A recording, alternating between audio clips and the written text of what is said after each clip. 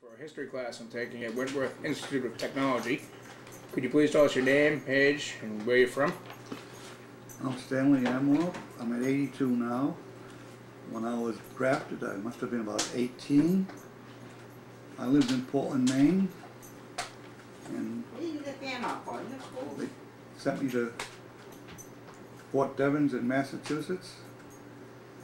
And from there, after a few tests and everything, and they sent me to Miami Beach in the Air Force.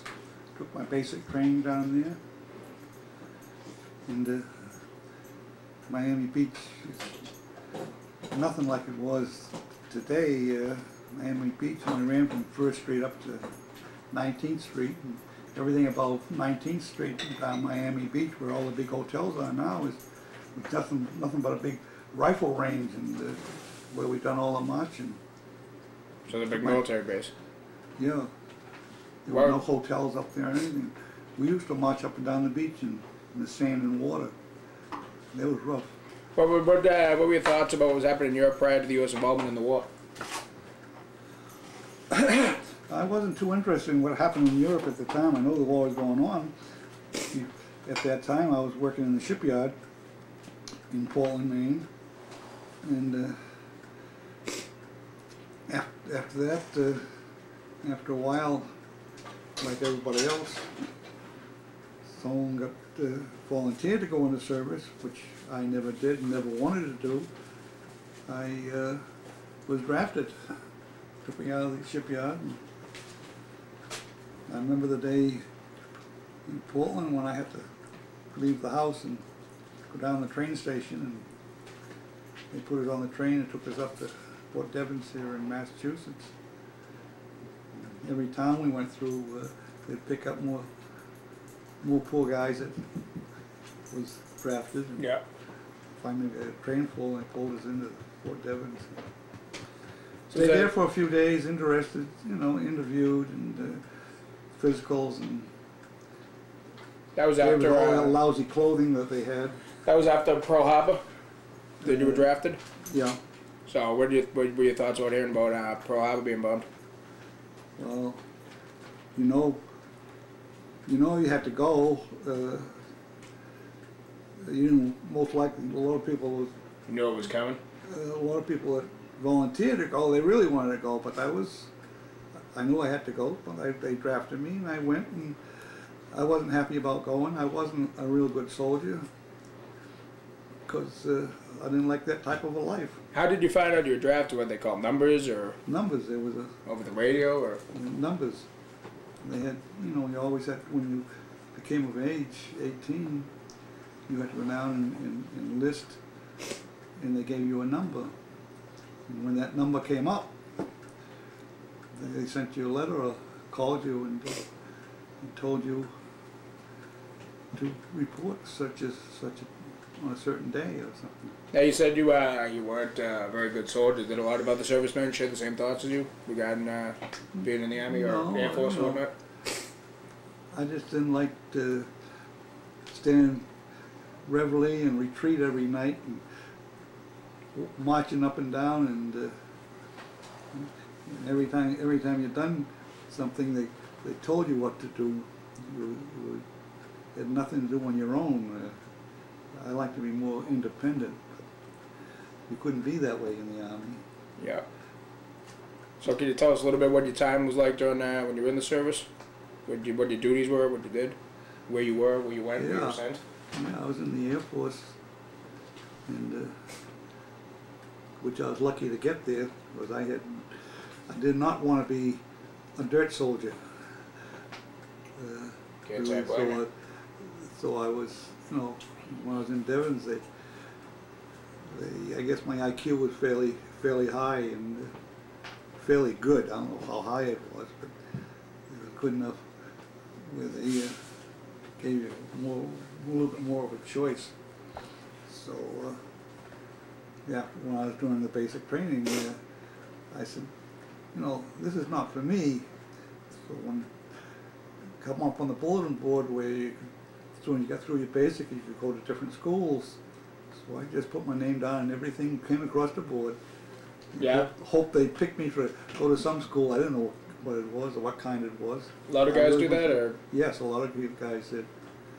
And the schools, mostly all civilian schools, where you didn't have to worry about saluting all the officers and stand retreat and reveille and all the other calls they had you doing.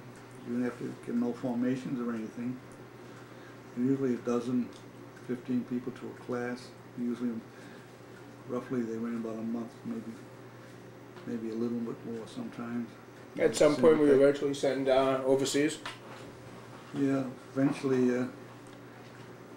Well, actually, one of the last classes I went to was, which I didn't know what it was, but I signed up for it because I liked the name. I can't remember what the name was, but they sent me to Boeing factory, and I was working in the Boeing factory when they started to build the B-29s. In fact, there was only a few of them, maybe a half a dozen of them, they'd already built by the time I was there. And that was one of the first airplanes that the Air Force had tested on their own. They usually was tested by the civilians, but the Army tested most of the planes themselves. So that class I had was, well, actually it was I guess you'd call it an engineering seat. I had to sit behind the pilot. That was your duty? Partition in between us, and that's where we had to watch the engines and make sure they're running smoothly. Your RPM was all the same, we all 4 engines, and your fuel was there, and you had to keep your fuel as lean as possible because you want to make sure you had enough fuel to get back. You can't let it go run too rich. You had to fuel between the fuel and the air, and you had a big chart for everything you'd done was all the charts, and the altitude, as you get up higher, the altitude, you have less air. So you had to get back on your fuel and get as much air into the engines as possible. Now, you had mentioned before about Guam. What was your involvement in Guam?